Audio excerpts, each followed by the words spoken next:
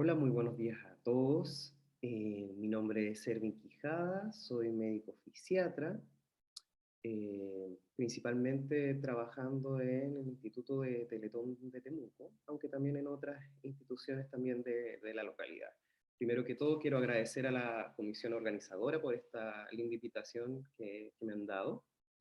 Hoy día yo les voy a presentar el tema de sexualidad y personas en situación de discapacidad. Aquí tengo mi declaración de interés en los lugares donde trabajo y que no he recibido remuneración por esta presentación. Bueno, primero aclarar un poquitito el título, ¿ya? Dejar bien en claro que no existe una sexualidad para personas en situación de discapacidad, ¿ya? La sexualidad es universal. Toda persona tiene que considerarse como una persona sexuada. Sin embargo, esta sexualidad es personalizada para cada individuo, independiente de su condición. Por lo tanto, no deberíamos hacer esta distinción de una sexualidad específica para las personas en situación de discapacidad, sino entender siempre como que la sexualidad es universal, sin embargo, tiene características eh, personalizadas en cada individuo. Hay que comprender también que la Declaración Universal de los Derechos Humanos incluye el nivel de vida adecuado que asegure a él o ella y su familia la salud y bienestar.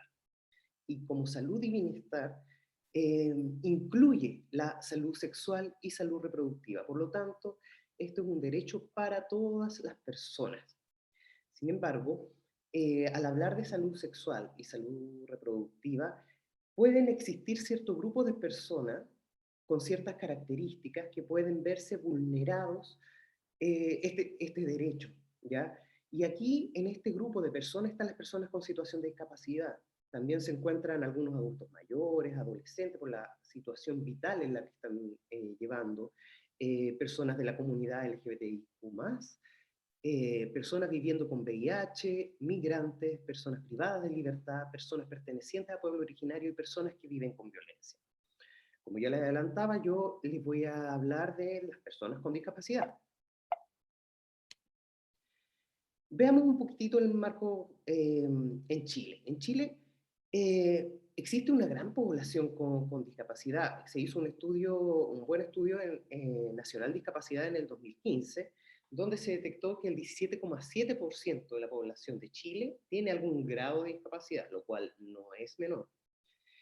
En Chile también existe un bastante marco legal y jurídico en distintos artículos, en distintas leyes que garantizan a las personas en situación de discapacidad el goce de todos sus derechos. Y ya vimos que la salud reproductiva y salud sexual es un derecho para todos. Sin embargo, pese a ello, como un acto más bien social, una postura cultural, existen prácticas discriminatorias fundadas en este modelo asistencialista hacia las personas con situación de discapacidad. Por lo tanto, el embarcarnos en este enfoque asistencialista a las personas que están en una situación de discapacidad va en contra del enfoque de derecho humano que deberíamos tener con las personas. Es por ello que quiero dejar bien en claro que las personas con discapacidad tienen el derecho de ejercer su sexualidad con plena autonomía, un gran valor de la ética y de la moral. Tienen derecho a conservar su fertilidad y a formar una familia en igualdad de condiciones que las demás personas. Dicho esto, me gustaría que pudieran ver esta fotografía eh, hecha por un fotógrafo, don Juan Manuel Vargas, donde acá vemos tres personas que están desnudas, exponiendo sus cuerpos, pero también están exponiendo algunas ayudas técnicas, como esas sillas de ruedas que son parte de ello, o una prótesis. Al ver esto vemos unas personas como todos, sin embargo que tienen a lo mejor algunos artículos de más. Y si lo vemos más en profundidad, estas personas están completamente desnudas. ¿Ya? Quisieron despojarse de todo lo que era externo a ellos. Sin embargo, se quedaron con sus prótesis y se quedaron con sus sillas de ruedas. ¿Y por qué eso? Porque básicamente cuando una persona que está en situación de discapacidad necesita alguna órtesis, alguna prótesis o alguna ayuda técnica que forma parte del diario vivir de ella, prácticamente se internaliza este elemento como parte de su corporalidad. Por lo tanto, el enfrentamiento cuando uno se acerca a una persona que, que tiene una prótesis, que tiene una ayuda técnica, tiene que ser con mucho respeto, porque esa pierna que nosotros podemos ver artificial es parte de su cuerpo, es parte de su expresión corporal hacia la sociedad, ¿ya? Por lo tanto, debemos respetar esa ayuda técnica como parte de su cuerpo y tratarla como tal, ¿ya? Por lo tanto, el acercamiento a estos elementos también tiene que ser con bastante. Es sumamente importante, si yo le voy a hablar de sexualidad y discapacidad, hablar desde la pequeña infancia, ¿ya? Existen muchos niños en situación de discapacidad. Y como yo les decía, todas las personas somos seres sexuados, ¿ya? Por lo tanto, el tema de la sexualidad debería hablarse también con los niños, independiente de su condición motora o intelectual, ¿ya? La sexualidad es parte de la vida y por eso debemos hablar con ellos este tema. La educación sexual, como yo le decía, es importante empezar desde la infancia, ¿ya? Para todos. Y sumamente importante para niños y niñas y niños en situación de discapacidad, ¿ya? Porque resulta que justamente una de las poblaciones, como yo le decía, más vulnerables a que se vean violentados estos derechos son las discapacidades y más los adolescentes. Entonces, necesitamos desde pequeños entregarles estos valores, entregarles la información necesaria para que puedan enfrentarse posteriormente a la sociedad. Dicho esto, hay que entender también este conocimiento que uno le entrega, que son parte para mejorar las habilidades sociales, ¿ya? Porque el fin último de toda rehabilitación, o el fin último de toda persona que está en situación de discapacidad y que se enfrenta a un proceso de rehabilitación, es poder integrarla, incluirla dentro de una sociedad para que se pueda desenvolver de la mejor forma posible. Y esto es lo que se llama inclusión social. Ahora bien, la salud sexual, hemos dicho, es sumamente importante para la salud física y mental. Por lo tanto, a los niños hay que educarlos desde pequeños. Y los principales comunicadores de esto son los padres, pero también todo su entorno. Y dentro de ese entorno también está todo el personal de salud. Nosotros sabemos que, por ejemplo, hay distintos tipos de discapacidades, ¿ya?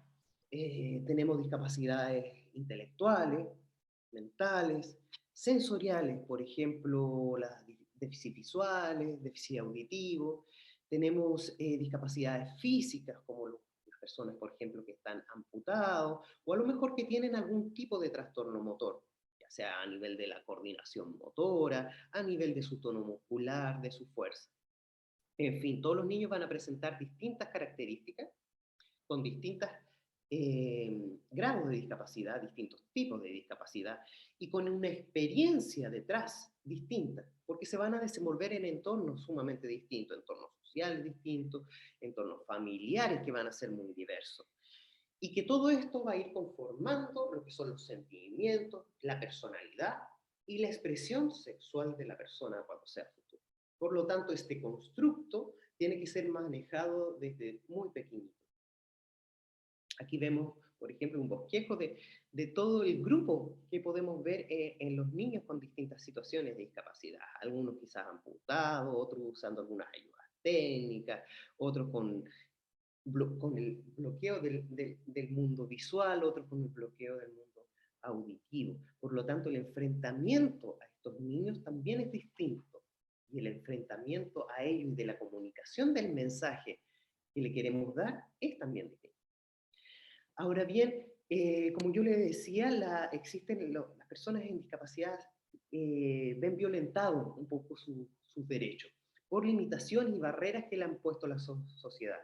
En general se estigmatizan a las personas con discapacidad, negando o reprimiendo su sexualidad. Por ejemplo, se dice de que gente, por ejemplo, que en silla de ruedas ya no tienen prácticas sexuales, muchas personas, por ejemplo, adultos, hombres que a lo mejor tenían un rol paterno, un rol súper masculino, que ya a lo mejor llevaban la, las riendas de su casa, sufren algunos accidentes y pasan a otro rol donde son más asistidos, donde ya no son el pilar económico de quizás de la familia y ven menoscabado su rol. ¿Ya? Pero sin embargo, muchas de estas cosas que van sintiendo las personas es también producto de estas barreras y limitaciones sociales que hemos ido creando. Se les disminuye también las oportunidades a estas personas. Muchas veces tendemos como a sobreprotegerlos, los aislamos del ambiente familiar, los aislamos de repente del ambiente comunitario, ya no los sacamos, o en las personas, por ejemplo, que son muy dependientes, nos sacamos a compartir con otros pares, lo cual también son barreras que vamos creando nosotros, a veces de forma consciente y otras de forma muy inconsciente, producto de la larga trayectoria que hemos tenido como sociedad. Eh, También todas estas cosas van a ir fomentando una baja autoestima y vamos a crear en la persona que se vaya aislando.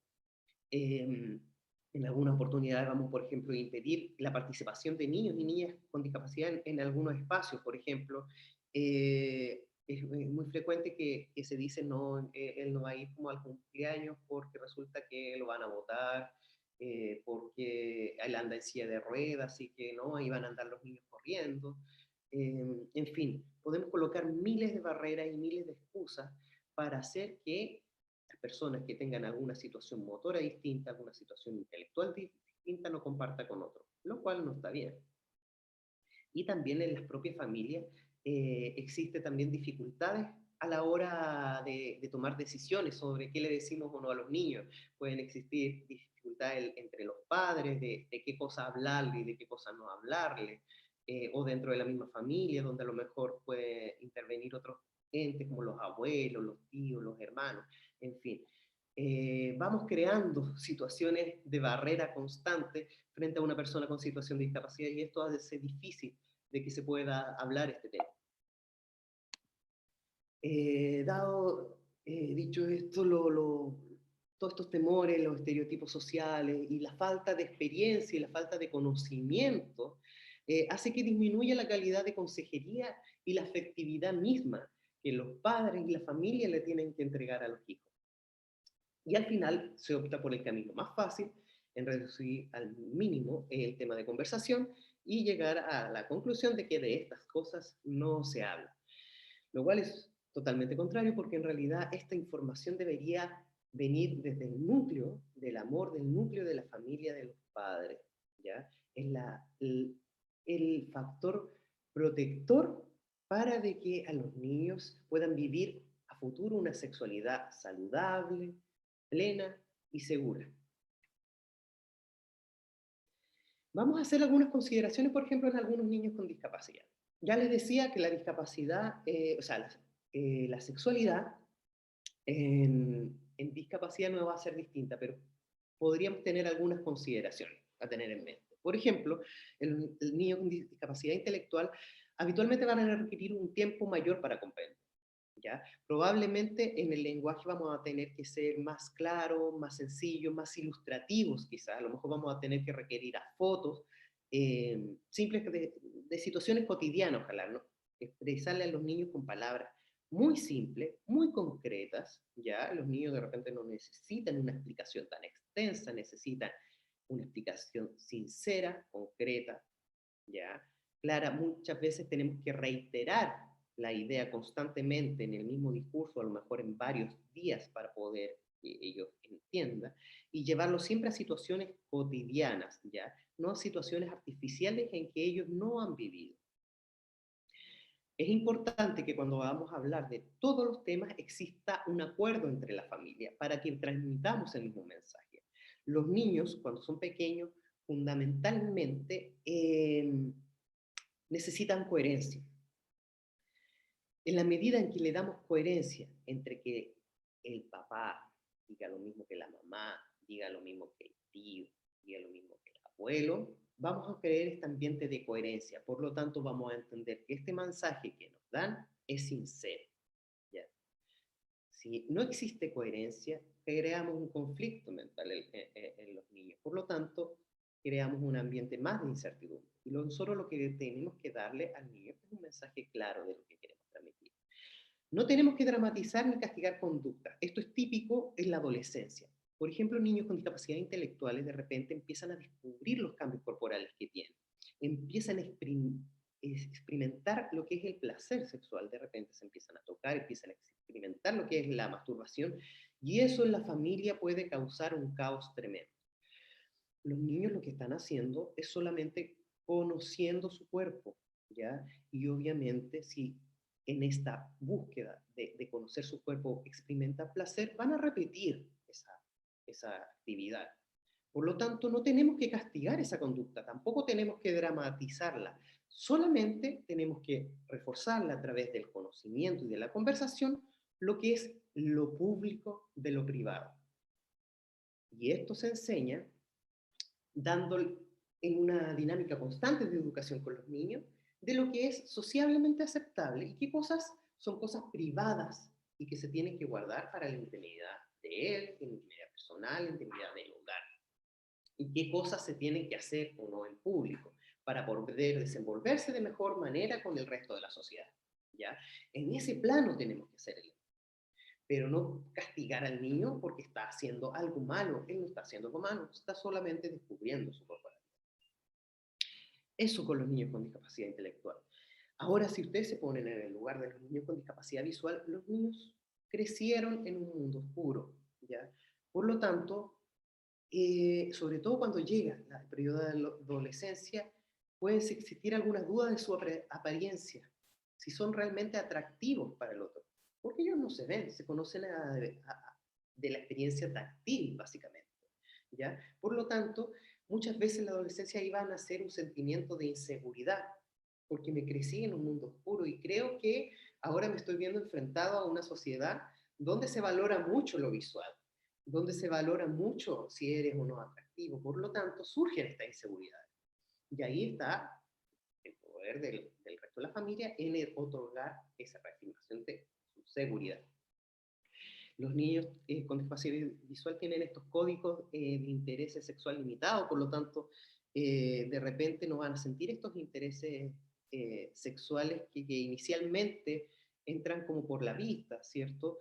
Los jóvenes no encuentran lindo a otro, no va a existir este sentimiento, pero sí a lo mejor van a tener muy bien desarrollados otros intereses y que van a despertar este interés sexual por las otras personas. Por ejemplo, si te gusta o no la voz, en lo amable que es, quizás se da un ambiente más rico en atraerse por la profundidad, por lo que es la esencia de la otra persona, ya, más allá del código visual. Por lo tanto, necesitan mucha información relatada por los padres.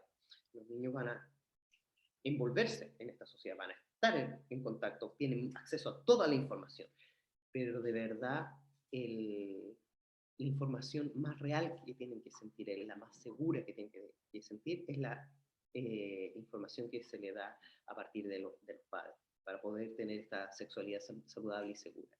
Podemos recurrir también a algunos elementos, por ejemplo, como figuras con relieve o braille, para mejorar esta comunicación. Los niños con discapacidad auditiva también tiene su espectro de lenguaje un poco limitado ya. El ambiente de lengua de señas no es tan rico como el verbal y el corporal. El ambiente de lengua de señas tiene un lenguaje un poquitito más reducido, tiene símbolos limitados, y por esta misma limitación que existe entre las personas, por ejemplo, oyentes, pero que no saben lengua de señas, tienen menores oportunidades del diálogo en cada momento que se enfrentan en la sociedad. Por lo tanto, al tener menos oportunidad de diálogo, tienen menos acceso a la información. De esa forma, es importante entregarles la información fidedigna y cercana. Lo otro problema que puede existir es que las lenguas de señas son públicas, básicamente. Si yo le quiero contar un secreto a alguien, en la calle, quizás si lo digo de forma verbal a baja voz, puede pasar esto desapercibido, pero sí, quizás en un lugar público, me comunico con lengua de señas con otra persona, estas lenguas de señas de repente tienden a ser muy explícitas, ¿ya?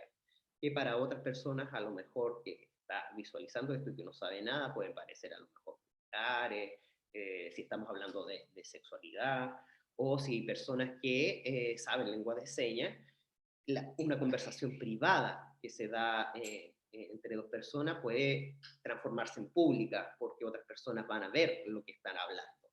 No van a ver, no va a existir este susurro que podríamos hacerlo como para contar algún secreto, por ejemplo. Por lo tanto, el lengua de señas también es bastante explícita. Por lo tanto, hay que cuidar la privacidad. Si vamos a hablar de temas que son más privados, tenemos que hacerlo en un ambiente adecuado. Y también por esta misma escasa como capacidad de diálogo que tiene constantemente, existen habilidades sociales y emocionales que pueden estar reducidas y que pueden afectar en su relación con parejas futuros, porque no hemos creado o quizás no nos hemos enfocado en ello, en reforzar estas habilidades sociales y emocionales. Por lo tanto, desde pequeños a los niños con discapacidad auditiva hay que reforzar esto, ¿ya? Permitirles los espacios de socialización, ¿ya? Y de gestión emocional. Son uno de los grandes elementos que le van a ayudar en múltiples áreas. La sexualidad es uno más de eso. En niños con discapacidad motora, un poco lo que yo le hablaba anteriormente, vamos a tener quizás niños con ayudas técnicas, órtesis, prótesis, que se van a transformar en parte de esta corporalidad y del espacio personal de la persona. Por lo tanto, tenemos que enseñarles desde pequeños a enseñar a cuidar sus elementos, porque cuidar sus ayudas técnicas, cuidar su prótesis, porque la tenemos que limpiar y mantener limpia, tanto así como nos bañamos.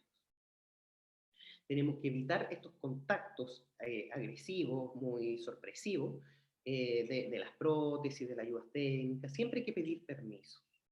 De esta manera también nosotros le transmitimos a los niños de que tiene que hacerse respetar frente a los demás, que respeten su cuerpo y que respeten sus prótesis, sus ayudas técnicas. Ahora bien, un grupo importante de los niños con discapacidad motora son los niños con parálisis cerebral, ¿ya? Que tienen trastornos de la postura y del movimiento. Aquí vamos a tener alteraciones, por ejemplo, del tono o ciertas retracciones que a lo mejor van a dificultar su desempeño sexual propiamente tal y su desarrollo sexual en la sociedad. Ya sea, por ejemplo, por el aumento de tono, pueden existir niños que a lo mejor sean muy rígidos, que a lo mejor tengan limitaciones de alcances de sus manos, limitaciones a lo mejor para poder desenvolverse de mejor forma en el acto sexual a futuro cuando ya sean adultos, ¿ya? Por lo tanto, tenemos que enseñarle a los niños a conocer su cuerpo. También muchos de ellos van a tener trastornos del habla, por lo tanto van a necesitar más tiempo para poder comunicarse con ellos, de transmitir la información y también siempre en el marco de la cortesía y el respeto. Y siempre hay que preguntar antes de ofrecer ayuda, ya no entrar de forma abrupta a entregarle la ayuda, sino siempre pidiendo permiso o consultando antes. Ahora, cambiando un poco de tema, dejando un poco la infancia de lado, yo podría hablarles como del enfoque de la sexualidad en cada una de las distintas discapacidades que existen. Pero el paciente con lesión medular es un buen paciente de modelo para hablar de sexualidad. Y en esto me voy a enfocar porque aquí voy a ir tocando varios temas. En el lesionado medular, la afectación de la sexualidad va a estar afectada en distintos grados, ¿ya? Dependiendo tanto del nivel y por sobre todo de la experiencia previa de las personas, ¿ya? Y del contexto cultural en el que se esté desarrollando. Tenemos efectos fisiológicos en lesión medular, efectos claros que van a ser unos factores de riesgo que hagan más vulnerable a la persona a que se vea vulnerados sus derechos o que tengan ciertas limitaciones en la actividad que van a afectar su participación dentro de la sociedad. Uno de ellos son, por ejemplo, las alteraciones del tono muscular y espasmo y exacerbación de reflejo. Por ejemplo, personas como para tener sexo pueden tener dificultades por los espasmos que le dan, porque van a tener a lo mejor reflejos aumentados, porque a lo mejor su tono muscular va a estar aumentado, va a estar con mayor espasticidad, y eso puede dificultar el acto sexual mismo, o también la percepción de la otra persona. Hay que conocer que, por ejemplo, el común de la gente no tiene por qué saber de que los lesionados medulares tienen estas cosas y se ven enfrentados de repente a una persona con la que están saliendo, empiezan a conocer y empiezan a conocer este mundo donde los músculos se mueven distintos, donde el trofismo es distinto, donde la fuerza es distinta, existen estos reflejos. Por lo tanto, la comunicación también de la pareja del lesionado medular con la pareja que están conociendo tiene que ser explicativa acerca de su corporalidad. ¿Ya? O sea, así soy, esto tengo, estas cosas, estas habilidades tengo, estas habilidades me cuestan un poco más, cómo me manejo yo. Si mejoramos esta comunicación y la tenemos como una base para una relación saludable, todo va a ser, va a ir surgiendo de manera más fluida. Por ejemplo, tenemos algunas personas con limitaciones de rango articulares, con deformidad musculoesquelética, ¿ya? Que primero tienen que ser aceptadas por la persona, ya porque es parte de mi cuerpo. Y segundo, también tienen que ser respetadas y aceptadas por la persona con la que estoy y con la sociedad con la que me desenvuelvo. Hay que definir que la sexualidad no se vive solamente en el acto sexual, o sea, yo constantemente nosotros estamos irradiando o expresando, viviendo nuestra sexualidad, cómo nos movemos, cómo pensamos, cómo nos desenvolvemos en la sociedad. Tenemos parejas en distintos grados, ya dificultades como en la fuerza que tenemos que dar a conocer, alteraciones sensitivas en distintos grados. Muchas veces a lo mejor no voy a sentir el placer que sentía de la misma forma como lo hacía antes de tener esta lesión, ¿ya? Pero puedo descubrir nuevas sensaciones en otros lados, ¿ya?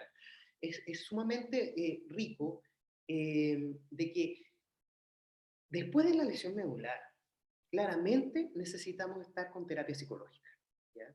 Porque tenemos que volver a aceptar un nuevo cuerpo, ¿ya? Y descubrir este cuerpo. ¿Ya? Y a partir de este descubrimiento del cuerpo es donde también tengo que reconocer algunas habilidades que a lo mejor yo no tenía previo a mi lesión y que no había descubierto. Y esas son las cosas que tenemos que ir descubriendo después de la lesión. Podemos tener alteraciones en la función vesical e intestinal que son claramente necesarias comunicárselas a la pareja, ¿ya? O a las personas de confianza. Saber que mi vejiga funciona distinto, que a lo mejor me tengo que cateterizar, que a lo mejor uso pañales, ¿ya? Y que no por eso voy a ser menos hombre, no por eso voy a ser menos mujer de lo que soy. Es necesario comunicar estas cosas. Pueden ser personas que también cursen con dolores nociceptivos, neuropáticos o también mixtos, que también sean un factor de riesgo para que se vea afectada mi sexualidad. De repente las personas con lesión medular sobre T6 pueden hacer fenómenos de disreflexia autonómica, por ejemplo, durante la eyaculación. Por lo tanto, tengo que conocer qué es la disreflexia autonómica, cómo la trato, y mi pareja también tiene que saber y ser consciente de estas cosas. Van a existir trastornos en las funciones de los órganos sexuales en distintos grados dependiendo de las distintas lesiones, y también va a existir alteraciones en la fertilidad, ¿ya? Los lesionados medulares, en la medida de que van avanzando los años de lesión, van a tener menos producción de espermatozoides y también de menor calidad. Por lo tanto, también siempre es recomendable que si son pacientes jóvenes con lesión medular y tienen expectativa de tener hijos a futuro, hagan preservación de sus espermatozoides para asegurar una fertilidad a futuro.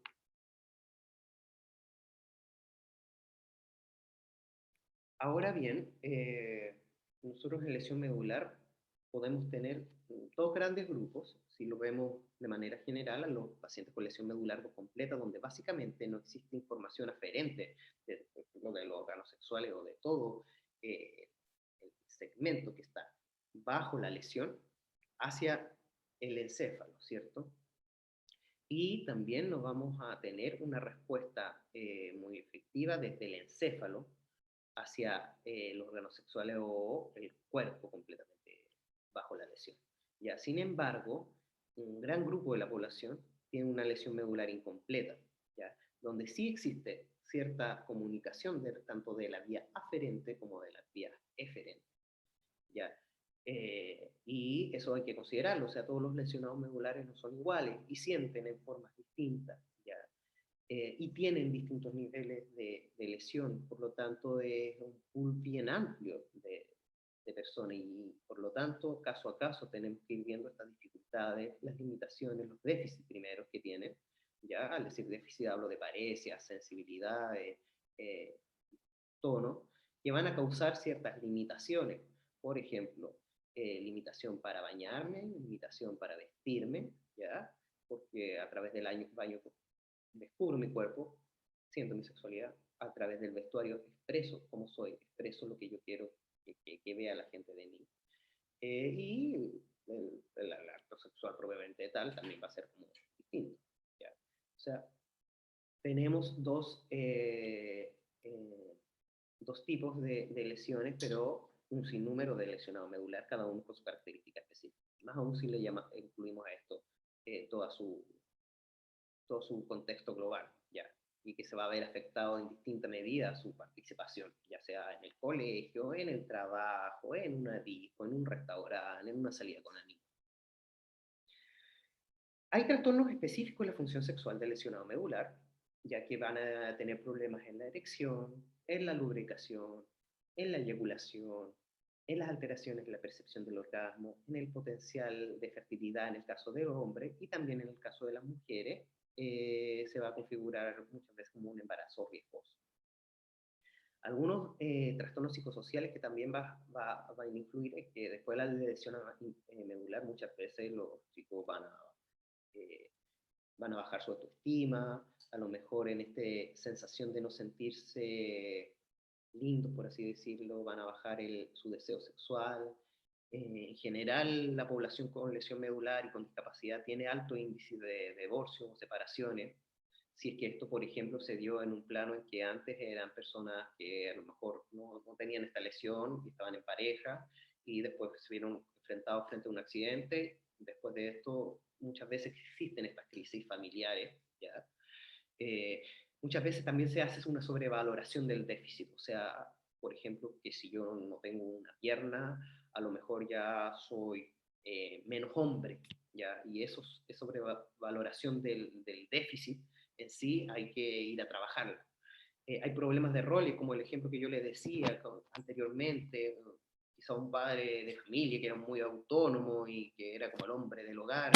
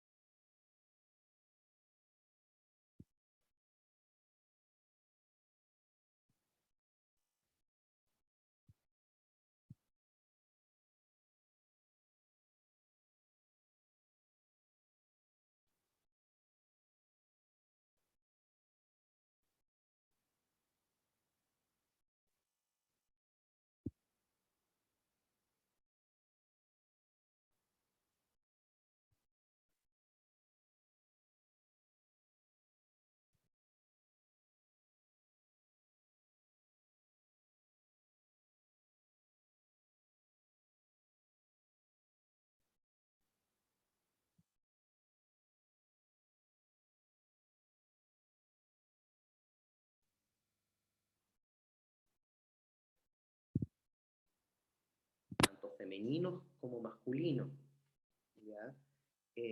También mejoran la percepción y la satisfacción sexual. También existen inyecciones de prostaglandinas para asegurar la erección que pueden ser autoadministradas, ¿ya? Y esto ya es un poquitito más invasivo, pero son bastante efectivas. Y ya si somos un poquitito más invasivos, existen, por ejemplo, prótesis de pene como las que vemos acá. Igual tienen un poquitito de mayor incidencia de infecciones urinarias, pero son bastante efectivas y muy cómodas también para los usuarios. Esto también se está usando bastante en el extranjero y cada vez más en Chile, que es el simulador de raíces sacra, que dicho de manera general es un estimulador de las raíces ya, que van a salir a desencadenar, van a formar el nervio pudendo, y principalmente va a controlar tres acciones. Con un botoncito van a controlar la defecación, con el otro van a controlar la micción y con el otro van a controlar la erección. ¿Ya? Es un dispositivo que tiene un componente externo y un componente interno. De esta manera, el componente externo se asocia al interno y con esta presión como de cada botoncito pueden mejorar estas tres funciones: la defecación, la micción y la erección. Ahí el problema es que no hay que equivocarse de botón, que no sería una el embarazo en lesión medular también da mucho miedo, porque es un embarazo riesgoso, ¿ya? Por lo tanto, hay ciertas cosas que sí o sí hay que asegurar, como una alimentación balanceada, rica en fibra, para mantener una buena función intestinal. Hay que saber que muchos lesiones medulares van a tener intestino neurogénico, muchos de por sí, con mayor constipación, ¿ya? Y por lo tanto, estas cosas tenemos que disminuir al máximo en el embarazo. Por lo tanto, asegurar una alimentación balanceada, una hidratación adecuada, con buena lubricación de la piel, ¿ya? Evitar el sobrepeso y la obesidad y prevenir también las infecciones urinarias que podrían ser factores de riesgo para y que los lesionados medulares tienen mayor riesgo de tener infecciones urinarias por el cateterismo que se realizan. Movilización constante, súper importante, o sea, esto es sumamente importante para todo lesionado medular, pero más aún para una mujer que está embarazada, porque la idea es que no estemos con una embarazada que, por ejemplo, tenga una UTP sacra, que sería terrible, porque resulta que los lesiones medulares, por ejemplo, si tiene una lesión sacra, tiene que estar prácticamente en reposo, en prono, bastante tiempo.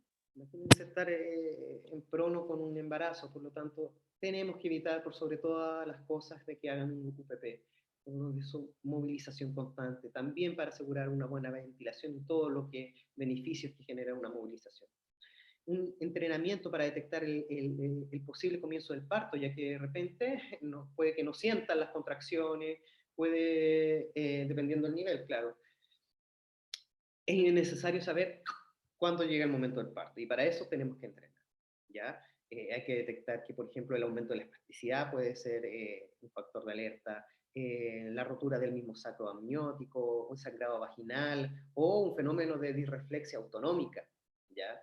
Que también nos puede alertar ya sea de alguna infección que esté cursando o de alguna amenaza de parto prematuro, por ejemplo. Y ojalá cesárea programada cuando exista la posibilidad de alguna crisis de disreflexia autonómica. El parto es un potente desencadenante de disreflexia. Esto considerándolo en pacientes con lesiones medulares sobre T6. También considerar, por ejemplo, la contractura de los aductores de cadera. Imagínense gente que apenas pueden abrir sus piernas dada la espasticidad que tienen. Por lo tanto, la cesárea es como la alternativa acá, porque no podemos estar luchando con la espasticidad en el momento del parto, donde tenemos que cuidar la salud del niño que está naciendo. Y eso era lo que le quería comentar hoy día. Sin duda podemos hablar de mucho más si nos enfocamos en cada tema que le presenté, pero yo le quería transmitir este mensaje, que todo lo bueno empieza sin barreras. En general, no existe una sexualidad distinta para las personas que están en situación de discapacidad, solamente que las personas que están en situación de discapacidad son más vulnerables a que se vean violentados estos derechos sexuales. Y gran parte de esta violencia que tienen está dada por la misma sociedad. Y nosotros como entes de salud eh, estamos en una posición privilegiada para intervenir sobre estas barreras sociales, para hablar del tema y para cambiar, aunque sea en nuestro pequeño entorno, esta sociedad. Sin más que decirle, muchas gracias por esta invitación y espero que disfruten de todo este curso. Adiós.